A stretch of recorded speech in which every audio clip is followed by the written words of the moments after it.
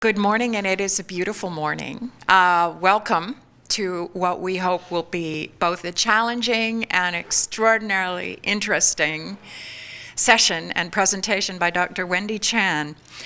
The title of the talk today is Keeping Canada White. This is the 9th in our series of the FASS Canada 150 Speaker Series, which has been a kind of remarkable set of curated talks.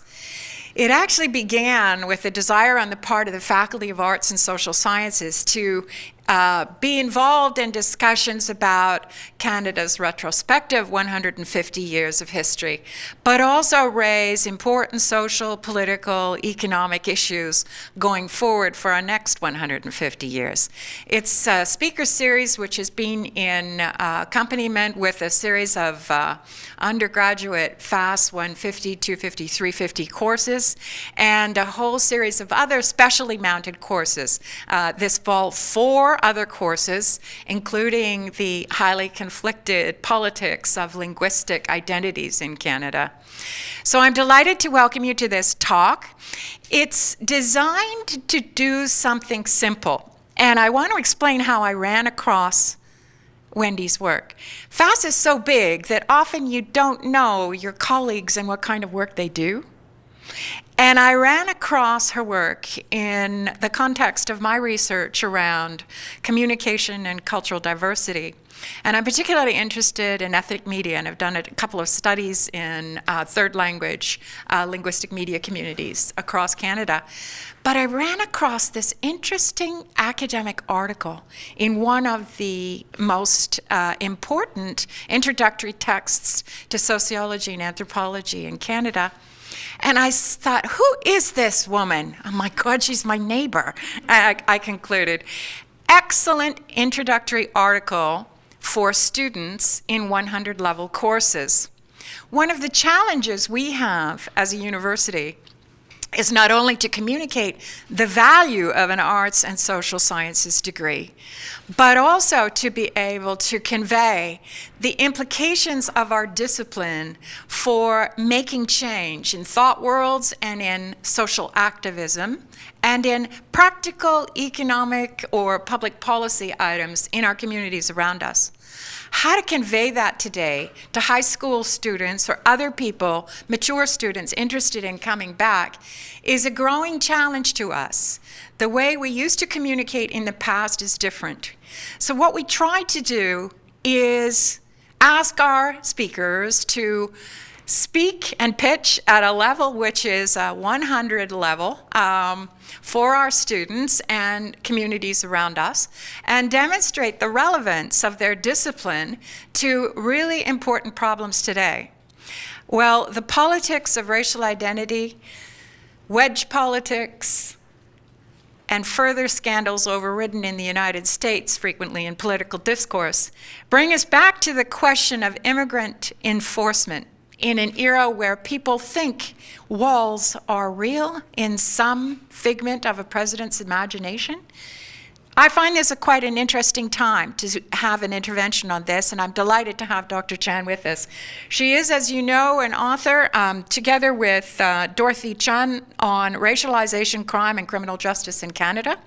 Her specialization is in gender, race, and class differences in the criminal system, but she's increasingly looking at the criminalization and marginalization of groups in the context of welfare, mainstream media, and immigration systems, and we're very, very delighted to have her work today. I am also really intrigued by the undergraduate students we have with us. I want to introduce our student rapporteurs and commentators. I'd like to introduce Tareen Javad, who's studying a joint major in sociology and anthropology, and a minor in education with the growing certificate in social justice. Quite an array. She is a part of our FASS Mentorship Connections program, so advises students, and is already connecting with mentees entering this year. So congratulations. Carly Tesma, also with us today, who will be interrogating Dr. Chan in the spirit of friendly adventure. A second-year sociology student, and what does SFU mean? It's the Sociology and Anthropology Student Union. Ah, SFU representative for Sociology departmental meetings. Thank you for being here. They will be picking up after a presentation of about 20 to 25 minutes to start the dialogue amongst us. And then at the end of approximately 12:30, we'd like to invite you to a bit of a nosh afterwards and carry on the discussion. We call it pizza and polemic. So please wait around and join us for later. Thank you for coming for today, and I turn it now over to Dr. Chan. Great. Thank you very much for coming today. In the short lecture that I'm going to deliver today, I'm going to walk you through the racial dimensions of Canadian immigration policy so that you can see how this statement, keeping Canada white, continues to be possible. So in July of 1912, my grandfather, then 19 years old, boarded a ship and traveled to Canada in search of a better life. He landed in Victoria and began working as a laborer, including working for the Canadian Pacific Railway, a major nation-building project that was going on at the time to help connect Western Canada with the rest of the country. He was not unusual, as many Chinese immigrants came to Canada because their labor was needed and they could be paid much less. Eventually, he earned enough money to buy some land, build a house, and then return to China to get married and start a family. He brought his family back to Victoria with him and eventually settled permanently into the house that he built. At the time that he entered Canada, he had to pay a tax of $500, which in today's terms is roughly the equivalent of about $12,000. This was the Chinese head tax policy implemented by the Canadian federal government as a way to control immigration from China. It was in place for 38 years, from 1885 to 1923. This was his head tax certificate. Chinese immigrants were not the only group subject to exclusionist policies at the time. Other policies that sought to exclude racialized people from entering Canada included the Continuous Journey Policy of 1910, which said that you couldn't come to Canada from India or the subcontinent if you didn't arrive in one continuous trip. In order to ensure that people did not do this, the Canadian government convinced the one and only shipping company that offered this journey to cancel the route from India to Canada. The result, of course, was much lower numbers of South Asians arriving in Canada during the time that this policy was in place. There was also the Japanese Gentlemen's Agreement of 1908, whereby Japan agreed to voluntarily limit the number of Japanese immigrants arriving in Canada on an annual basis to about 400 people. This made it look like there were no restrictions imposed by Canada on Japanese immigrants, but in fact there were. So restricting non-white immigration to Canada has been and continues to be a cornerstone of Canadian immigration control. Canada has always needed immigrants to help build the country and grow the economy, but who those immigrants are and where they come from has been the constant source of tension in discussions about who Canada sees as desirable and undesirable immigrants. Up until the early 1960s, immigration to Canada was race-based. Various governments made it clear in successive immigration acts throughout the first half of the 20th century that British and white American immigrants were the most preferred groups, followed by Northern Western European immigrants. So for example, Prime Minister Mackenzie King said in 1947, "I wish to make it quite clear that Canada is perfectly within her rights in selecting persons whom we regard as desirable future citizens. The people of Canada do not wish, as a result of mass immigration, to make any fundamental alteration in the character of our population.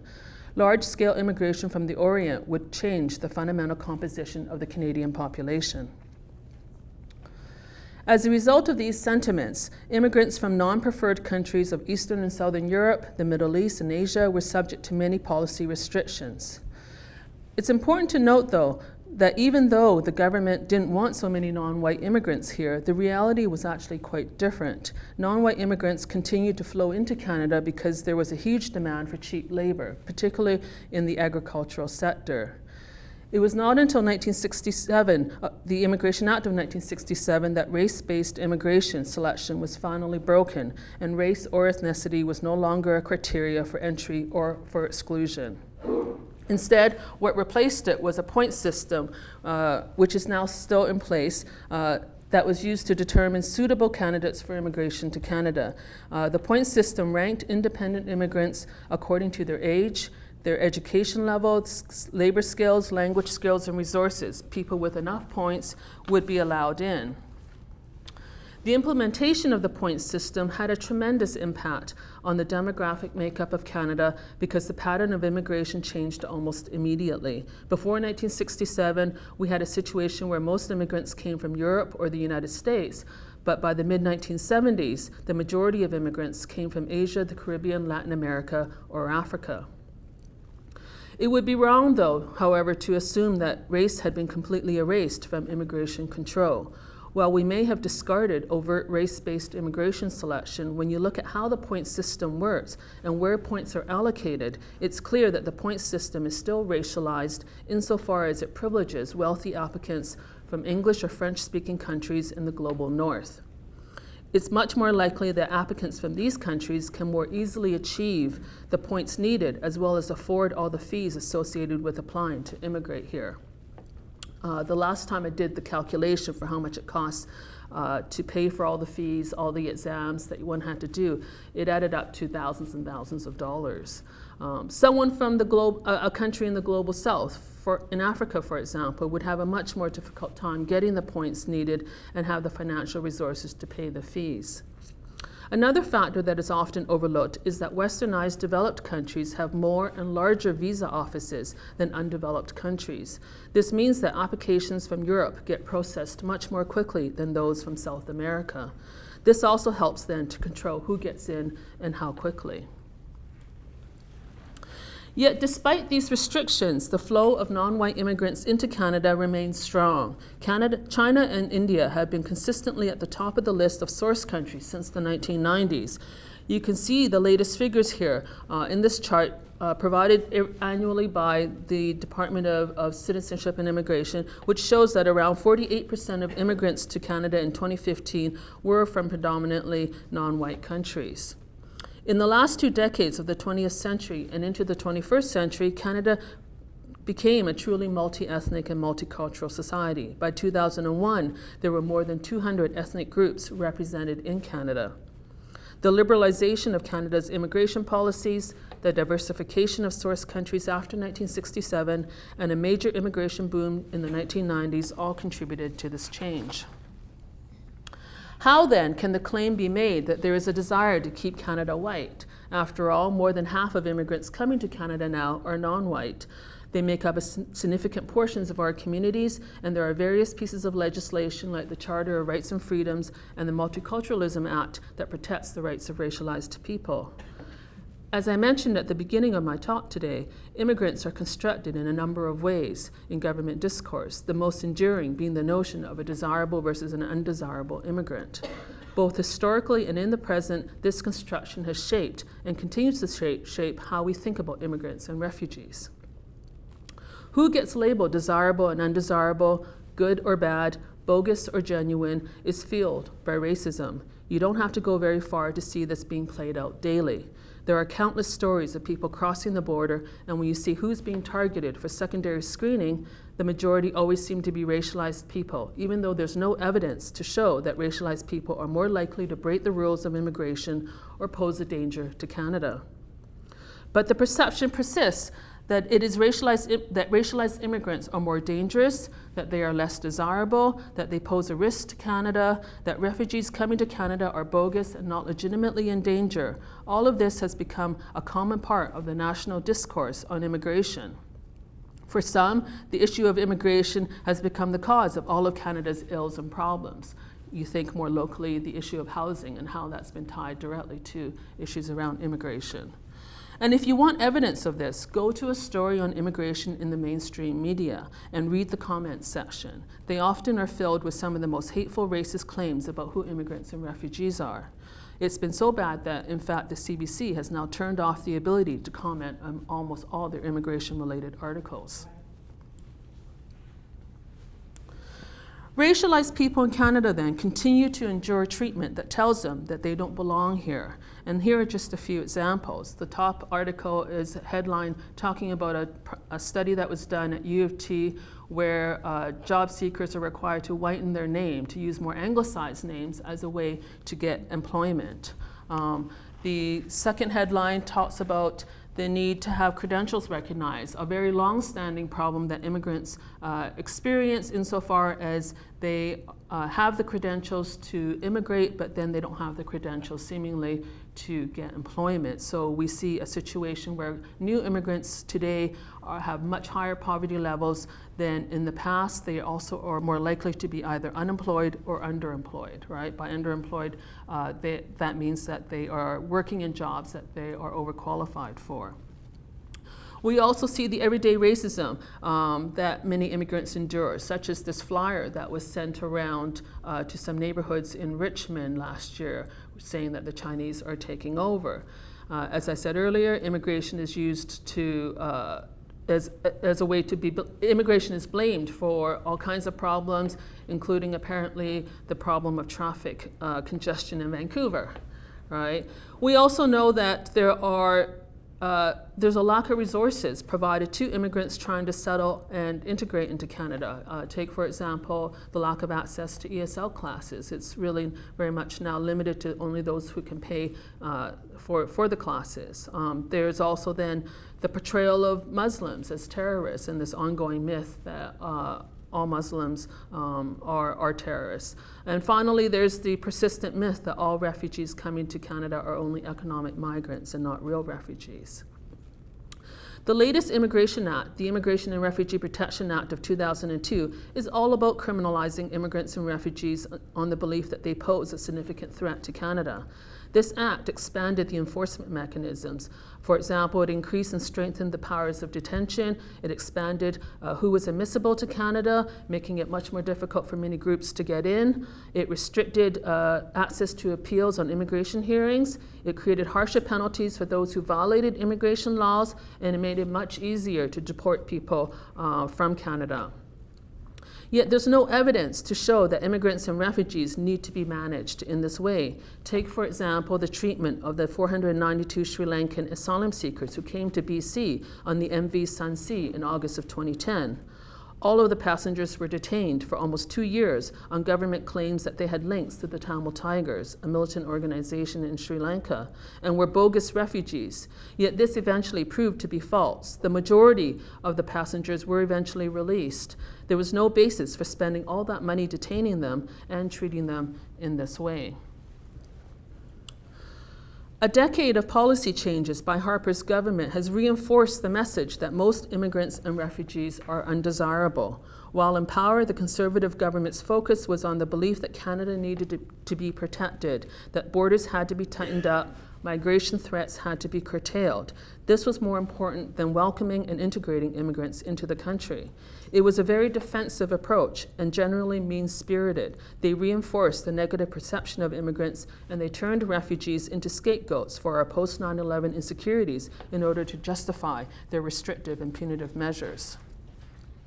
You may recall the phrase Stephen Harper used during the leaders' debate in September of 2015, where he made a distinction between new and old stock Canadians.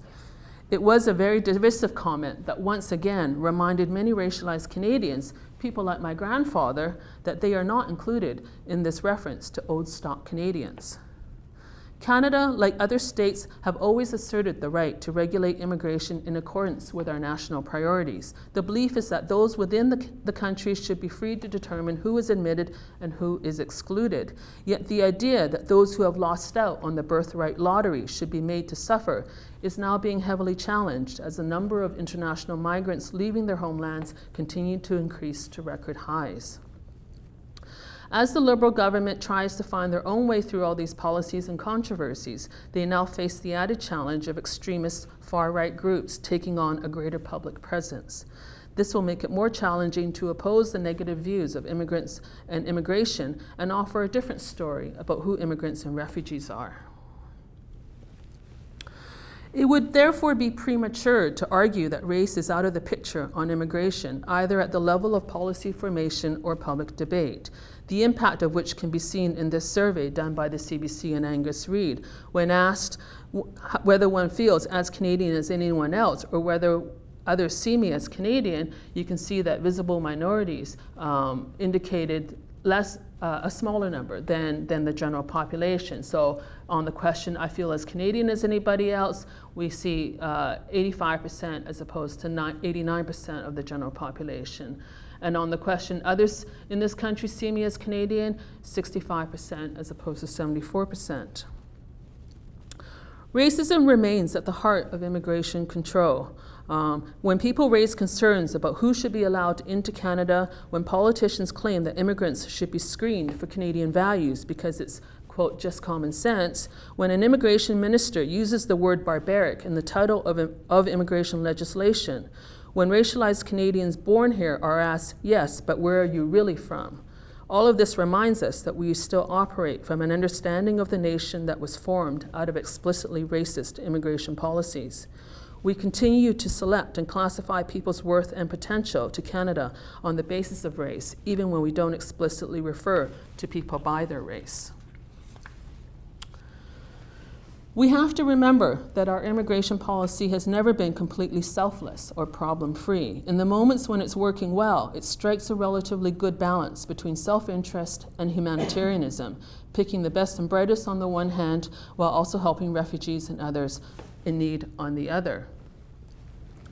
And for all the problems that are part and parcel of the immigration system, there are moments that we can celebrate, moments that remind us that we can be more selfless and welcoming. The commitment to help Syrian refugees come to Canada and settle here is a significant victory. It showed Canadians that we can take a humanitarian approach to refugees and it won't plunge the country into chaos, as the Conservative Party kept espousing.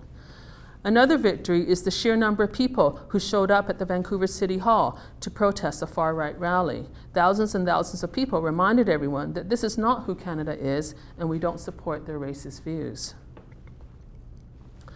I'm too cynical to believe that racism will never be part of the immigration system, but I do think the more people understand how the immigration system works, and this means just not relying on what the mainstream media tells you, the more people will accept and understand that diversity and multiculturalism is not just about going to ethnic festivals or eating ethnic food.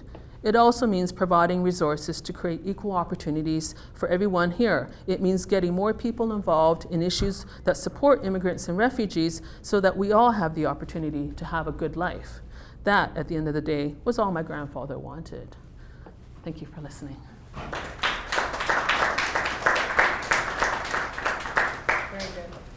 Thanks. Okay. We now turn the proceedings over. And I'm delighted to say that this is going to be led by students, but then involving the audience to engage. I'll start with Tareem and turn to Carly, whichever order you like. This is the talking stick, but come on up, both of you. Yeah, and we'll see how this goes. Thanks very much. Okay. Hi, everyone. Okay, so what was mentioned in the lecture, I feel like I can relate to a lot of it. My parents also immigrated from Pakistan, and as she mentioned, there were a lot of restrictions, like there's like what's desirable. They want an educational person, like a doctor, people with masters to come here and do their cheap labor. So like I could say that my uncles have been through that, my dad has been through that, etc. So I can also say that like, for example, Canadians say that racism, it does not exist in Canada anymore, which is totally like a myth, because racism is everywhere, every day, and I can relate to that. At the same time, a lot of us do not like get jobs because of what we, for example, wear on our head, like a hijab, or our race, or like our skin of color. And I could say that because my mom has been through that, and she hasn't gotten multiple jobs because of like the hijab that she's worn on her head, and sometimes she has even been asked that she fits the job application and everything, but if she could just take off the hijab and she'll get the job, which clearly states that racism is still existing. So my question to you guys is that Canada being a multicultural country, do you guys think that it's just like a myth? Because that's how people of color feel every day. Thank you. Do you want me to reverse?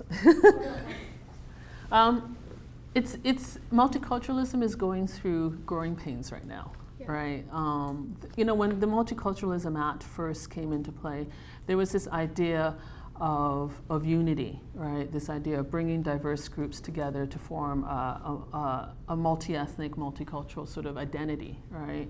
But increasingly, and a lot of scholars have pointed this out, multiculturalism, hasn't been resourced, right? Insofar as the government hasn't supported the idea of ensuring equal opportunities for all diverse groups, right? Instead, multiculturalism has become kind of this almost marketing campaign to the rest of the world to say, hey, come to Canada, right? Look how diverse and open-minded we are, right?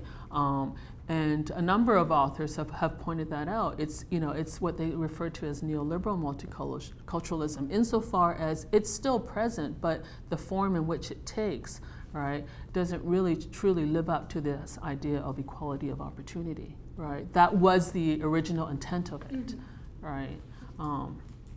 So there's a lot of work to be done, right, to then fix this idea. And a lot of people have said, okay, let's get rid of the idea because it's not working. Others say, no, we can save it, but we need to rethink what it really means, right? Cool. Well, thank you for your talk. A lot of things come to mind for me. I'm from a small town in Rocky Mountain House, and it's predominantly white. And so one thing that I've noticed here moving to Vancouver is that there is so much more awareness, and there's just so many different types of people here. So there's more activism that happens, and people show up to protests and whatnot. And as you said just a moment ago, that multiculturalism almost is like a marketing scheme. So do you have any ideas or thoughts of how we can rebrand that, so it's no longer just a marketing scheme, and we can kind of start reaching out to smaller towns like the town that I grew up in that is predominantly white? How do we start making shifts in those people's minds? Because you see it in cities, but once you get out into kind of the rural areas, the whole concept is totally lost. So how do we start, and I mean the country is so big, so how do we start branching out and actually making that happen outside of main urban centers? Yeah. There have been over time a number of proposals by various levels of government that said, okay, if we bring immigrants in, let's put them in like Swift Current, Saskatchewan, right? Or Rocky Mountain, right? But the reality is that you can't do that. Right? You can't force people to live where they don't want to live, right? And people tend to gravitate to communities where they feel like they have support, right? But I think things, there are shifts happening, right? You can't. One of the key ways in which to create greater awareness of multicultural sort of understanding is to have different people interacting with each other, and that's why you see this urban-rural divide, right? But as you can see, sort of, in the second article here, there are smaller communities that have opened their arms, for example, to Syrian refugees, right? It's created sort of, a greater awareness of what's going on outside of their own communities, and that's how it begins, right? That's how it starts. So you can't so on the one hand, you can't force immigrants to go and live where they don't want to live, but on the other hand, if these communities were welcoming, right, and wanted to support immigrants, maybe they would move there, right? I mean, nobody wants to go where they're not wanted, right? I think they made a song out of that. Just to kind of follow up on that, because I know in Manitoba, I've done some work in Manitoba before, and largely in Winnipeg, but also in a few other areas in Manitoba, they do have a large immigrant population. So do you know anything about what maybe they're doing differently versus maybe some other places that would, or maybe we can learn from Manitoba to try and seek more immigrants or refugees? Sometimes it just starts with one family, right? One family arrives, and then they tell their, everybody, that from wherever they were from, hey, this is a great place to live, right? There's lots of opportunities here. Come and live here, right? And then it trickles in that way, right? Yeah, but I don't know why. And you do get these sort of anomalies in different pockets of Canada where, you know, you see the small community that has a really diverse group of people, right? And you think, why there, right? Why not somewhere else? Especially it's cold in Manitoba. Exactly, I've been there in the right? wintertime. It's cold in Manitoba. I was just going to say, like, at one point, a lot of immigrants went to Saskatchewan, because I'm from Saskatchewan, to call their relatives over, because that was the only way to do so. But they also ended up, like, canceling that policy, and, like, because it's harder for them to, like, bring them in from BC or Toronto, but they also, like, canceled that. So now it's, like, an even harder process for, like, them to allow. Yeah. I mean, there are different immigration programs. The Nominee Program, I think, is the one you're talking about, right? But it comes and goes, like in terms of how many people are allowed through those programs. And they're much smaller than the federal program, right? Which is the main way in which people enter Canada, right? Perfect. Thank you. Sure. Thank you. Excellent questions. Good start to the discussion. Thank you both very much. All right. It's an opportunity for you now to engage in any way you see fit. I wonder if I can put Shea on the spot. One of the unsung programs at SFU is the Refugee Working Group, which is now changed to a Newcomer and Refugee Working Group.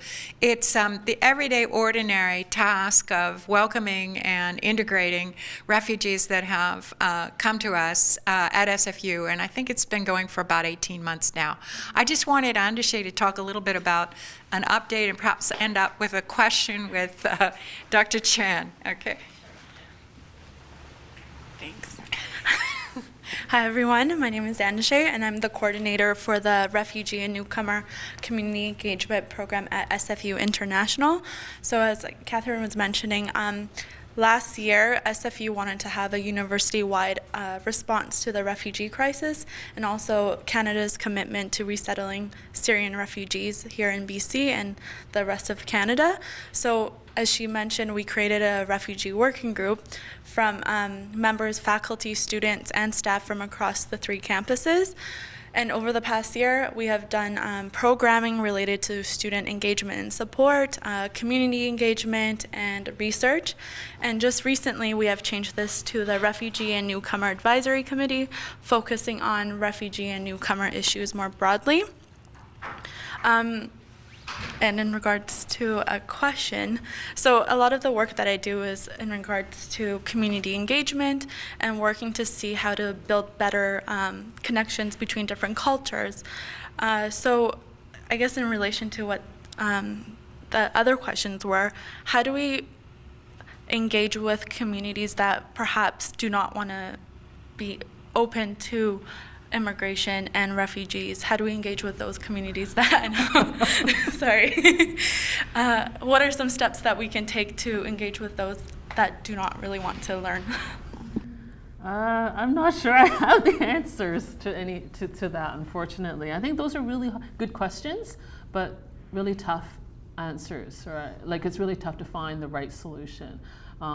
We always talk about sort of, as you say, the community engagement, having people talk to each other, getting to know each other, right? Getting to know about sort of different cultures, for example, that's always, considered a first step in then working together, right? And certainly, having, for example, a variety of festivals, is very good for that, right? And I'm not sort of saying that we shouldn't do that, right? We just shouldn't see that as the end point, right? That's the beginning, right? And then, then it's time to have more challenging conversations about then how do we make sure, for example, employers don't discriminate, right? Based on skin color or what someone's wearing, right? And how do we make sure communities, are inclusive, right? Because that's ultimately what we're striving for, yeah. But I don't know how you get there. I just want to intervene. It's one of the most difficult messages to convey to high school students or students coming from other cultural systems with different educational systems. It's such an unusual protocol for an instructor to say, I don't know. But the point is, often we don't know. And when we are teaching in a liberal arts institution like Faculty of Arts and Social Sciences, the bravery of admitting, or the intellectual humility to admit that, and then to share the burden of working out solutions and researching for social action is precisely what instructors do. I know high school student teachers believe that they're beginning that mission as well, but the mission at a university is very different. It tries to set a challenge of independent thinking to the individual students in a more radical way, and Dr. Chan is modeling that for you today. I would like to speak to Dr. Cianarelli, Bettina Cianarelli, and then keep the questions or comments going around. She has a question. Just one question, and I would like to bring the discussion and perhaps hear your comments about the question of professional integration, because some of the integration of immigrants to Canada, I believe, goes through the recognition of their education, recognition of what they have already achieved very often in their countries, and then they come here at Terim. I think you alluded to it as well with the difficulties for your own family. So the recognition, in fact, of the professional education that takes place elsewhere. I mean, I'm a privileged immigrant, but I'm still asked, given my accent, where are you from? And I start responding normally, now I'm from North Vancouver, because I don't want them to tell where I'm really from. Of course I'm from Germany, that's evident. But on the other hand, I think it's very important that people start recognizing the people for what they know and for what they can do. So have you encountered in your research anything about how we can better integrate the immigrants, not only in society and in the daily life, but mostly also in the appropriate professional lives and recognition systems that should be put in place? Yeah, I mean, we know that the issue of credentials and the recognition of credentials has been a long-standing problem, right? The licensing bodies in particular have acted as gatekeepers to the professions, right? Some of them have done it deliberately, right, in order to prevent too many, for example, engineers or doctors or lawyers, right? Because there may not be enough work for everybody, right? Others are sort of more concerned about the extent to which the person really is adequately qualified to do the work in Canada, right? Which is not to say that they're not qualified to do it from where they were from, but that the standards here may be different, and therefore there may be some extra education needed in order to get up to speed, right? There has been, the government is aware of this, and they have tried to sort of encourage these professional bodies to take a more proactive approach with regards to giving out information, for example, about what's expected if you immigrate to Canada and you want to work, for example, as an engineer in BC, right? What are the requirements, right? Because there was a time when there was no published information. Immigrants would land here and then suddenly find that, you know, they would have to take another year or two of schooling in order to get licensed, right? So that is a huge step in the direct, but quite honestly, the government has very little control over these professional organizations, right? And there's not a whole lot that they can do aside from applying a lot of pressure to them in order to get them to change how they perceive, you know, credentials from elsewhere, right? Great. Question over here. Please introduce yourself. Okay, I'm Shiraz Ramji. I'm quite interested in the topic of global citizenship. But my question always is about relations of immigrants, whether European or non-European, in terms of in relation to indigenous people. Because I think Canada is divided between indigenous Canada and Queen's Canada. And often we are encouraged to assimilate with Queen's Canada, not only in terms of speaking English, but also the hierarchy of racial hierarchy, Europeans and so on. And I wonder if the immigration policy should be run by the indigenous people rather than the Queen's people, because we are very much, so that would be my question. And in terms of, you know, the question raised. One question. Okay. Thank you very much. Okay. Should the First Nations people have control over immigration?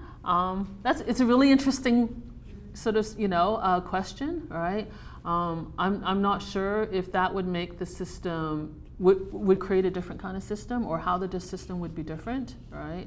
I guess I'd sort of need to hear from you a little bit more about how you imagine that, how you imagine that to look like. That would be a wonderful roundtable for a future time. I just want to point out that I think this is very prescient. There's an enormous evolution in the literature around Aboriginal self-governance and the sharing of jurisdiction. And in direct terms, that would mean that we do involve the First Nations in co-deciding what immigration policy comes into their territories in the future. And then there will be a question about the role of Aboriginal and other communities, urban Aboriginal communities as well. And that's an interesting question in the future. We'll be back, but I want to make sure there's an opportunity for anyone else who would like to raise a question. Good. Please introduce yourself. I should know you, but I don't. Well, no, there's no reason you should know me. In fact, I don't know if you introduced yourself, but... Oh, I might have forgotten. You might have. I'll give you a moment if you want. I was going to ask you afterwards. I'm sorry. You first. So who are you? Can I have two questions? I have no idea at this point. My name is Catherine Murray, and I'm an Associate Dean of the Faculty of Arts and Social Sciences. And well, there you go. Together the speaker series. I just wasn't sure whether the dimension was kicking in or not. My name is Roland Gasparini. Okay. I love people ask me where I'm from, because then I get to talk about Italy and whatever. My parents were from there. Anyways, my question is about between the time Mackenzie King stated why we had a certain immigration policy, and then 20 years later, all of a sudden we had a changed immigration policy, and I think that's about the same time multiculturalism officially became a policy. My question is, what happened in those 20 years to make this change? Because frankly, I was in high school when this happened, and then I was in university for many years, and I had really, because I wasn't in the arts, I was in science and medicine, and I really didn't know what was going on. So I keep looking back now, wondering, well, we ask all these questions about how's it going, and when I think about how we look in healthcare, we've had royal commissions every decade revisiting why is it we have this universal system, and how did it get there, and are we losing things or not? We don't seem to do that with immigration and multiculturalism, because I guess it isn't really a service to Canadians. But the same issues arise for me is, unless I understand kind of the reasons it happened and what values brought that in and why we're still struggling with it, it's hard for me to envisage the future. Sure. It's actually, I'm glad you asked this question. Since it's a 100-level course, I feel free to ask that question. Oh, for sure. I just actually finished reading an article this morning about that. The history books tell you, most of the history books say that the reason why we shifted to the point system was because of the lack of skilled labor. So that using the race-based system, we could not draw enough highly skilled people from England and the United States, right? So we needed to expand, right, and to include more people from different parts of the world in order to bring skilled immigrants in. So the argument predominantly is an economic one, right?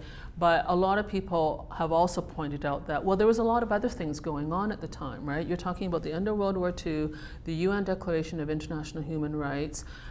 There was an increasing liberalization in terms of attitudes that was taking place at the time, right? And that what was considered now acceptable, right, the immigration policies did not fit that anymore, right? This idea what was acceptable was to be less discriminatory, less biased, right? And that had a huge part to play in why we shifted out of race-based sort of selection as well, right? As much as the economic sort of imperative was there too, right? And so all of these sort of pieces of legislation coincided together: the Multiculturalism Act, the Bill of Rights in Canada, the Charter, right? All those conversations started more or less around that time, right? As in recognition of the fact that attitudes were changing, right? And the immigration policy needed to keep up with that. Anyone else? Oh, excellent. Okay. Follow-up question. A follow-up? Sure. This time. Oh, okay. Yes, please introduce yourself. Okay, my name is David Huntley. This is going to be a stupid question. Can you please? No stupid questions. Can you please define the word racialized? Racialized is a relatively new term, right? And you don't hear it a lot in sort of more or sort of mainstream conversation. It refers to the act of making somebody's race matter, right? So in other words, instead of using, say, race or racism, because there's a lot of baggage associated with how we understand those terms, a lot of scholars opt for the term racialized as a way to sort of look at, the fact that I'm Chinese isn't relevant, but when you sort of treat me in a certain way because of my Chineseness, right, that's when you're racializing me, right? So that would be an example, right, of the term racialization, right? It's when you make, it's the process of making race relevant, right, for whatever it is that, whatever context you're in, right? Does that answer the question? What's race? Race is more static. Right? Race, typically, sort of depending who you ask, refers to, say, skin color, right? Sometimes ethnic origin, right? And so it's, and people perceive race in sort of much more static terms, whereas the act of racializing is an active term, right? It doesn't happen in all situations. So, for example, my Chineseness might not be relevant in one situation, but it might become relevant in another. Right, and it helps you to think about the ways in which race unfolds, if you will. Great. We have, good. Over here, another question. Hello, thank you for your talk. My name is Hannelore. I'm a recent immigrant here, also privileged from Belgium, Europe. And what I see, what is going on in Europe, I would like to ask you a question related to, you see, more as a national discussion or a national issue, but don't you think that what is going on now is more global? That also Canada is affected by images and news from abroad, and that extremism amongst the white people is also more a global issue instead of just a national issue and topic that needs to be discussed? Excellent. Sure. There's, I don't mean to sort of suggest that, these issues are only relevant to Canada. I mean, certainly they emerge from what's happening globally, what's happening internationally, right? Certainly we see, for example, sort of the rise of extremist groups in Canada is in some ways directly connected to sort of what's going on in the United States, right? As well as in Europe, right? But I think, there's different layers as well of the issue that's happening, and that's where the complexity really starts to, sort of take place, right? You have national conversations about what immigration should look like, and those will always be there. But then you also, know that those conversations are informed by what's happening more globally. When we see, for example, Western Europe having to contend with a large influx of migrants from Eastern Europe, right? And how it is that they're managing that, right? Shapes the way in which we think about, well, how should we manage our own sort of, approach to asylum seekers and refugees, right? Good. I think we have time for just one last one, and I'm going to reserve the right to pose it, actually, which is abuse of my power over the microphone, but I apologize. But there is a reason. In the last activities to do with Canada's sesquicentennial, there has been a bit of a start to an academic discussion. And what is unusual this time around, compared to 1967, is the rise of think tanks and independent policy analysts. And what is interesting is a progressive journalist associated with a think tank has come forward with a proposal in the past year to actually radically increase immigration to Canada in concert with other population expansion measures on a series of economic pretexts, once again, in order to win over some of the conservatives, the moderate middle conservatives. And that proposal, and I forget the scholar, but actually says Canada, to be sustainable economically in the global world, needs to grow to a population of 100 million, if not more, and that would require quadrupling or quintupling 3, 4, and 5 times the size of our current immigration policy, and that we need roundtables around the various communities to discuss what measure of refugees or humanitarian impulse is served, and to what degree we need a balance restored to the family category of immigration again. And he wants to have those roundtables roll out in small communities as well as cities, and refute the idea that immigration policy is a one-size-fits-all quota on intake to arrive at a more regionally sensitive and a differential model. Do you have any view on that one?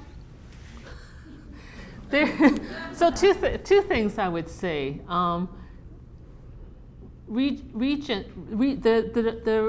The desire for regional control of immigration has always been present, right? But the federal government has always said no. The only province that's allowed to control their own immigration is Quebec, right? Because of the English-French division, right? So to get around that, we have the nominee programs, right? And that's been one way in which different provinces can bring in skilled workers, right? Have, and say, and vet the applications, right? As a way to sort of decide, okay, who's going to come to BC, who's going to come to Nova Scotia, New Brunswick, et cetera, right?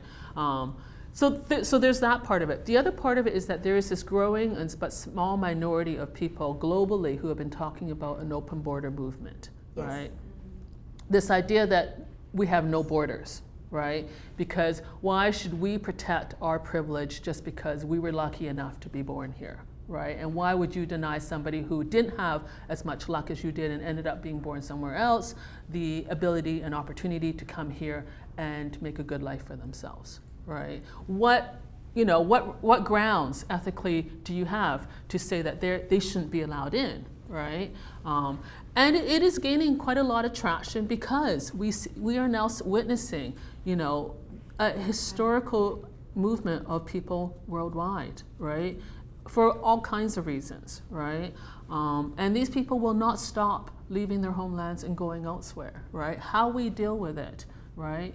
Really sort of shapes, the kind of country we see ourselves, right? We can build a wall, right? If that's our desire, or we can take a different approach, right? But the reality is that these people are going to continue to move. They are going to want to come to places like Canada, right?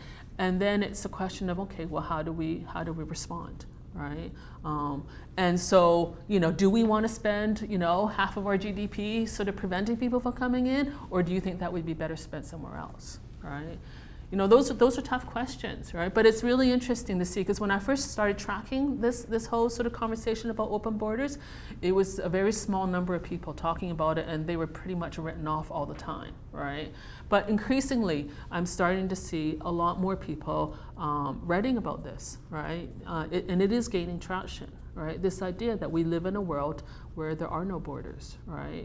It's really it's a really interesting and provocative idea, I think, right? Because it makes you think about immigration in so many different ways, right? Dr. Chan, I want to thank you very much. It is my reluctant duty to bring this to a close. I want to thank you all for attending. I want to encourage you to carry on the conversation.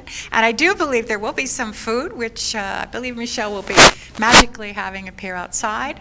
Feel free to approach Dr. Chan directly.